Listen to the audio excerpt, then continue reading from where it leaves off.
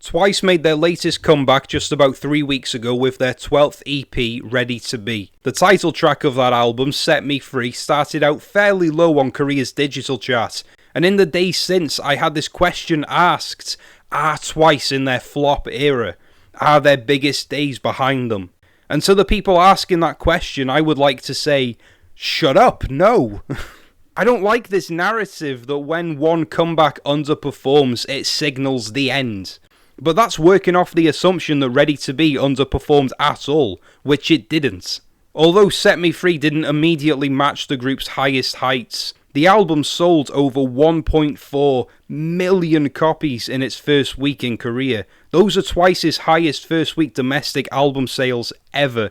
And if that's considered a flop, then you're doing something very right. The song entered the top 10 in Taiwan and Singapore, the top 20 in New Zealand, Japan and multiple other countries.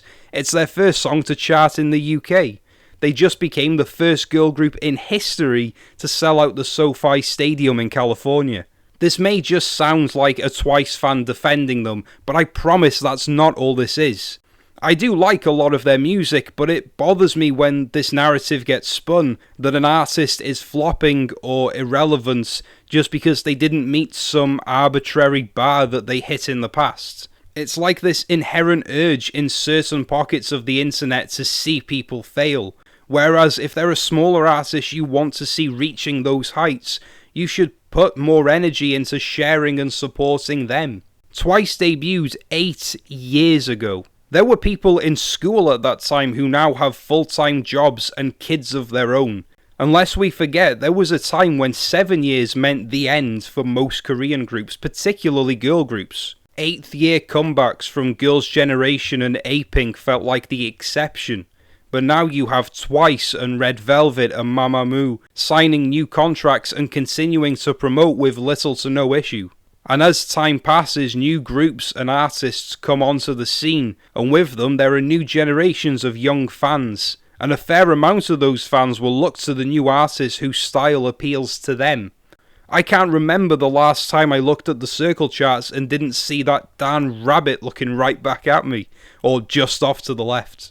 And for Twice to maintain as much relevancy as they have is impressive, but the run that the group had of cultural touchstone songs from Cheer Up to TT to Likey to Yes or Yes, and all the hits in between and beyond, is a run that most groups can only ever dream of. You can't define success or failure by any single metric now, especially with Korean music going as global as it has.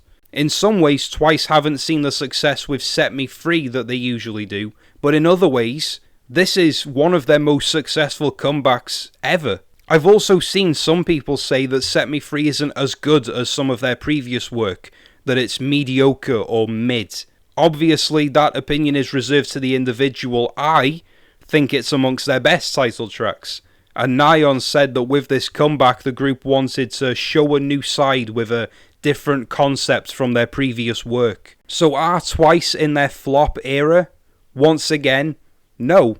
And if this question comes up again about any singer because the song didn't get as high on the charts or the music video didn't get as many views, the answer will still probably be no. I think that's an incredibly pessimistic way to look at things. Even if a group goes through a rough patch, there's always the next comeback, there's always new songs to be sung and new avenues to pursue. The strong performance of Kara's long-awaited comeback last year shows that even after years away, there's potential for another hit.